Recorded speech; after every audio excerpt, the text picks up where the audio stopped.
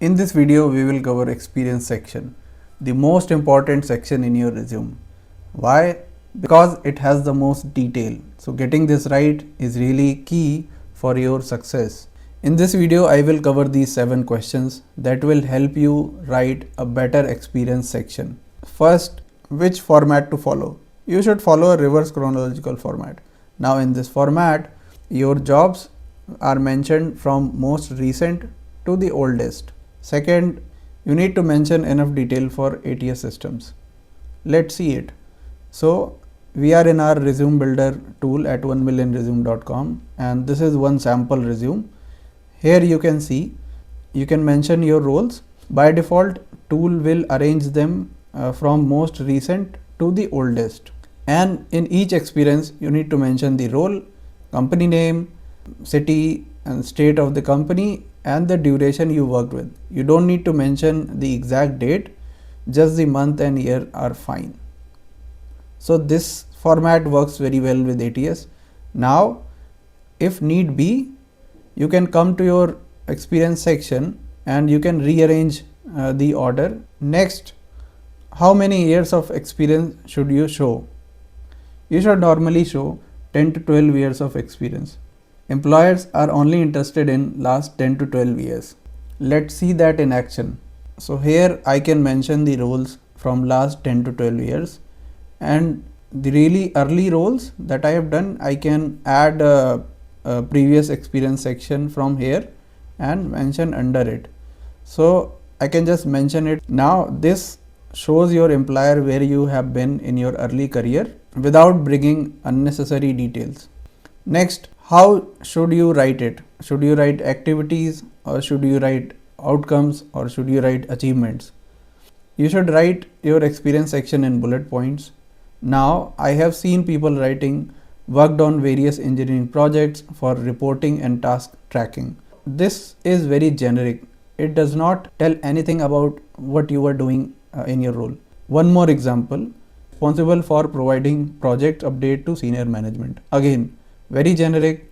This tells nothing important, nothing extraordinary to the recruiter or hiring manager. It should clearly tell what problems you were trying to solve, how you have solved it, and what outcomes came out of it.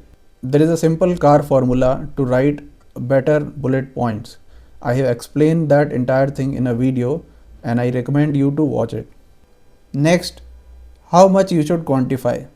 Now when I say quantify, in your bullet points you should mention numbers about money, time, scale, growth, efficiency. You must have seen like increased efficiency by 10%, decreased time taken by like 2 hours. So those are all the matrices and we call it quantifying. Now there is no set formula on how many bullet points you should quantify, but like if I recommend, you should quantify 2 to 3 bullet points in your resume. To help you with this, our resume builder suggests which points you can quantify. Let's see that. So if I click on resume checker, you can run the resume checker. Once it is run, you can go to the impact tab. It will tell you 2 things. Here it says all good. Your resume has more than 3 quantified points. So that is our criteria. If you have less, it will flag this. Now it is also showing us quantifiable opportunities where you can quantify. So it has picked up these bullet points from your resume and showing you how you can add numbers to these. So here it has added achieving a 20% increase in customer engagement across APAC.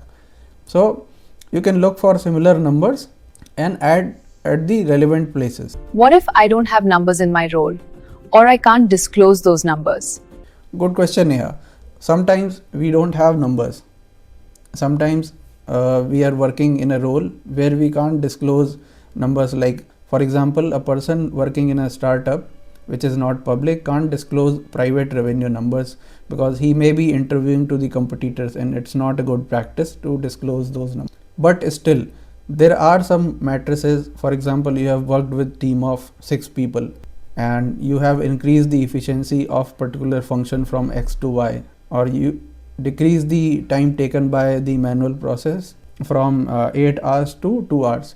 So these kind of matrices you can still mention without breaking the confidentiality.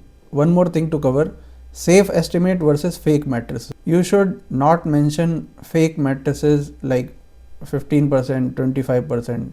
The number you mentioned should be believable.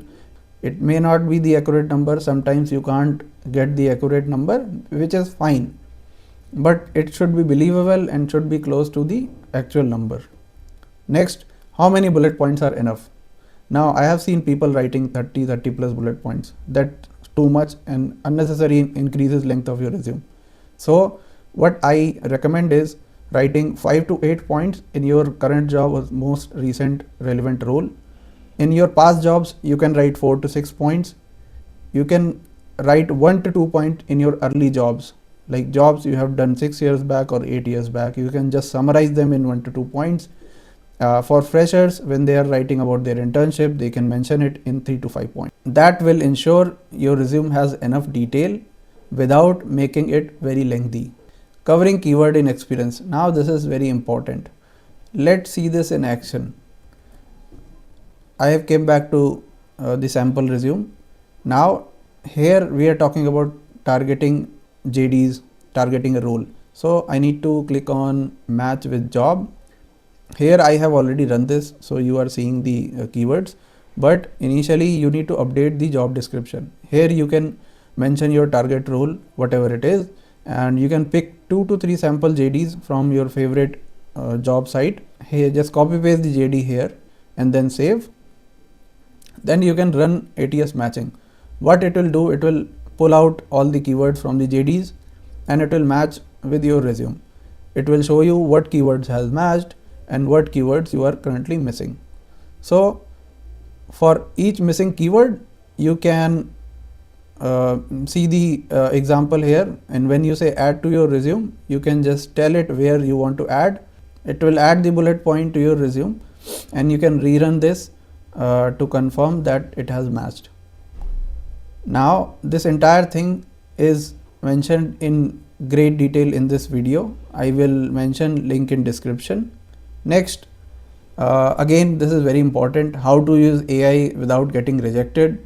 I've been talking to the senior recruiter last week and she was mentioning almost 70% resumes that she is now seeing are kind of identical. They have the same language. That is all because of AI. AI doesn't know deeply about your profile or your experience, and since everyone is using that, the resumes are kind of similar. Now how you can get out of that 70% and land in the top 10% selected pile? To do that, you need to read your resume at least 2 times. You need to use common action verbs like led, managed instead of spearheaded, dynamic, proven results, right? And you need to personalize language. Even our tool is using AI. It is giving you suggestions with AI which are more close to your profile. Still it doesn't know you fully. What we recommend is to use that as a suggestion and personalize the language. Write that bullet point in your own words. Use your own skill. Change the matrices to be accurate. That way, and even if you are using AI, it will work for you. If you follow this, you can improve your experience section and by default make your resume strong. All the best.